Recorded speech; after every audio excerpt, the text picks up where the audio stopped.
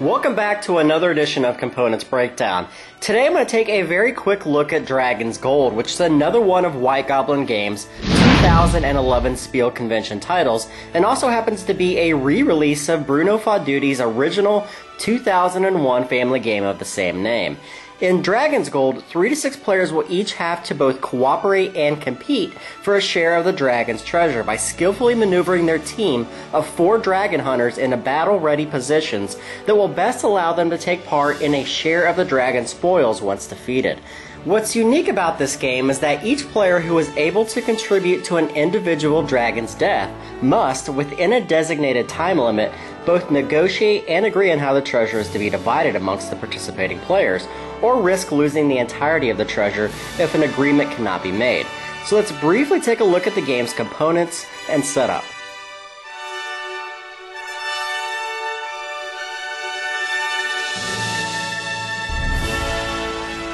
To begin, each player will be given a set of 4 adventurer cards of the same color, which consist of 2 knights, a thief, and a wizard, all of which are placed face up in front of the players. Now, each of these 4 adventurers has an attack value that will be used when determining how much damage that they will contribute to an attack upon one of the face-up dragon cards, which we will get into in just a few moments. Also, each player will take a treasure screen that will allow them to secretly hide both the type and quantity of each treasure that they have collected throughout the game, which becomes very important during both negotiations and into the game scoring.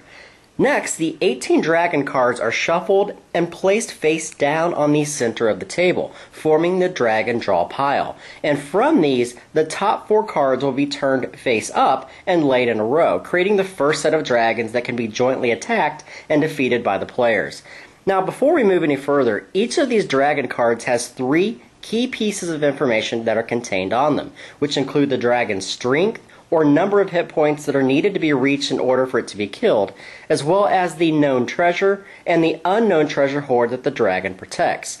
In order to represent each of these 2 different numbers, the game utilizes 126 colored wooden tokens for each of the unique types of treasure that will be randomly drawn and placed upon the face-up dragons at 2 very specific times. Once when the dragon is first revealed, including during the game's setup, and once more when that dragon is finally destroyed.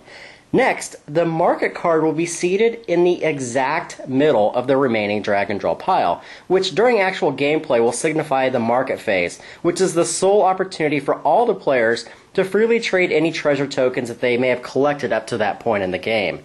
Finally, if the players are choosing to play with the game's advanced set of rules, which I highly suggest doing, they will shuffle the magic object cards into a face-down deck and distribute 1 to each player to use when needed. And once a starting player is randomly determined, the game can begin.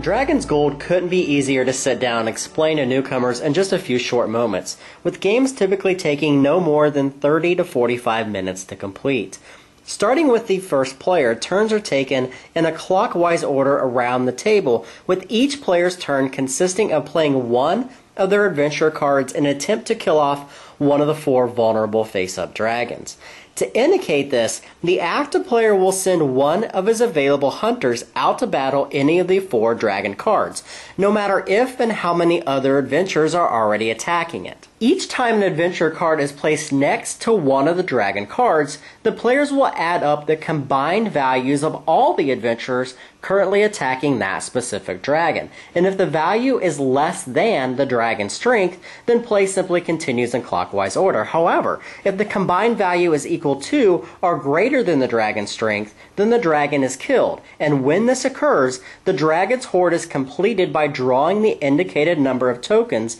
equal to the dragon's unknown or hidden treasure value, which will then begin the negotiation phase of the game. As soon as this happens, the sand timer is going to be turned over, giving all the players who participated in the dragon's death exactly 1 minute to decide just how the treasure is to be divided amongst those players. And if an agreement is not made in the allotted amount of time, then all the treasure is lost and removed from the game. Now, there are additional rules that come into play when either a wizard or a thief adventurer card is present in the killing of a dragon, but simply put, The wizard has priority on all the magic objects when a negotiation takes place, while the thieves allow players to randomly steal one treasure from behind another player's screen.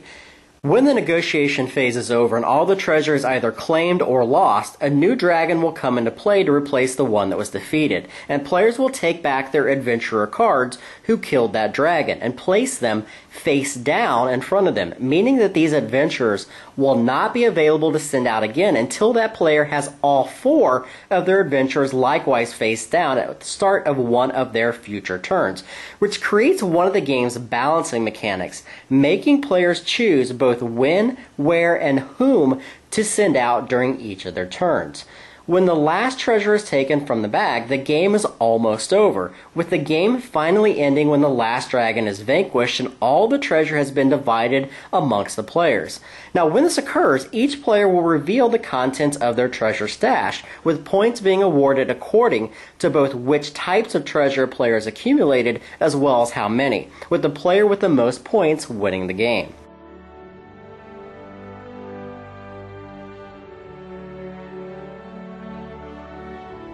As I said before, Dragon's Gold couldn't be an easier game to sit down, teach, and play in a very short amount of time, no matter what experience level the players may be, making it most definitely fall under the label of a family game. Despite my overall preferences of steering away from these types of family titles as a gamer, I still thoroughly enjoy playing Dragon's Gold for a variety of different reasons, but most notably because it is just incredibly fun to play, which to me is mostly attributed to both the need for strong hand management skills, which is something I'm fairly good at in games, as well as the entire negotiation phase itself, which is probably the most enjoyable implementation of this type of mechanic that I've ever seen in a board game. So that is Dragon's Gold. I am Jeremy Salinas, and thank you very much for watching.